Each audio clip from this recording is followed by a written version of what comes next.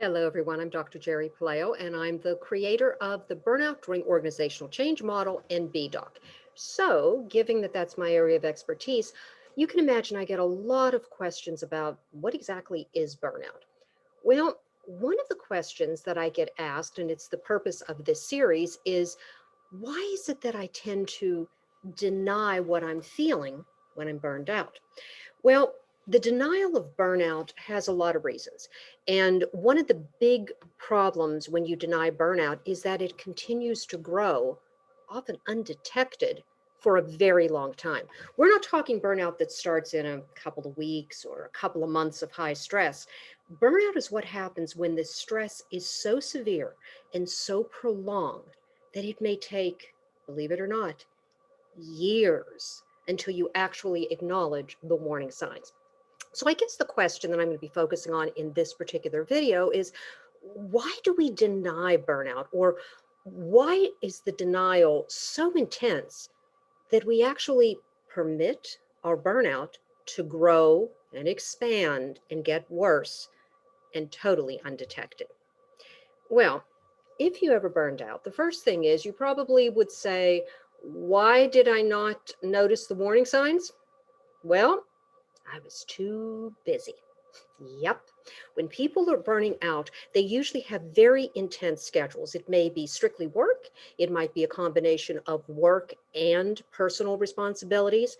But the problem is that they're so busy and they often collapse in bed at night and just pass out that they just don't have any time to take care of themselves or perform their own self-care.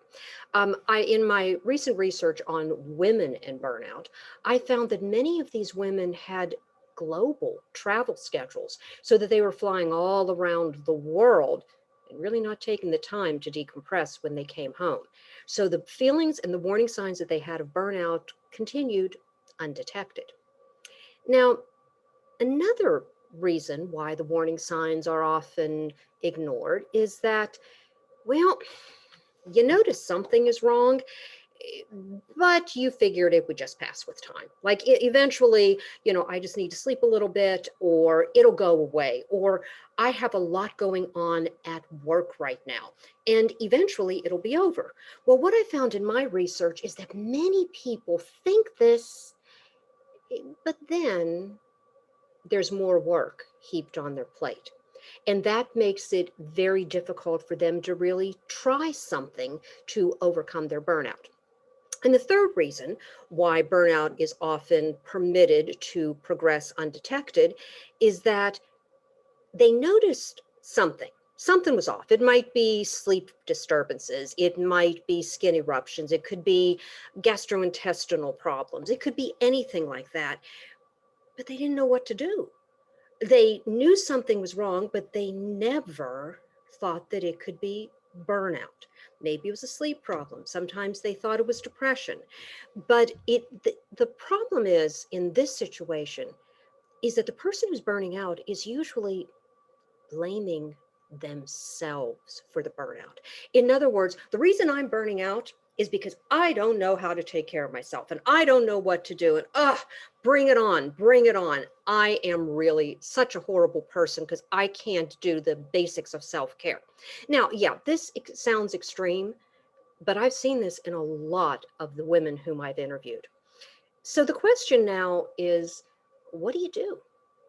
What do you do to make sure you acknowledge those warning signs in the beginning when they're a lot easier to take care of?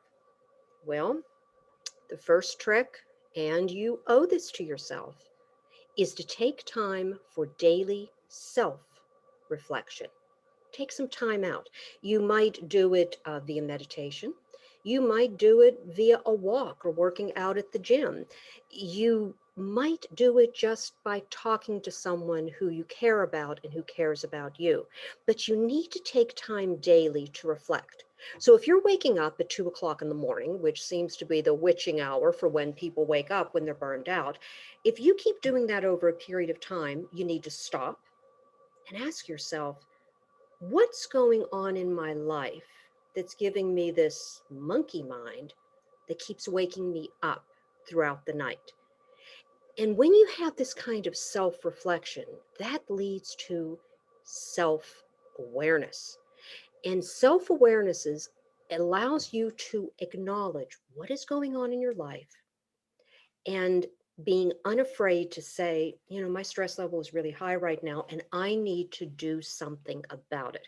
Now, we'll be talking in another video on some specific techniques that I found through my research that do help people overcome burnout and avoid the possibility of a residual burnout.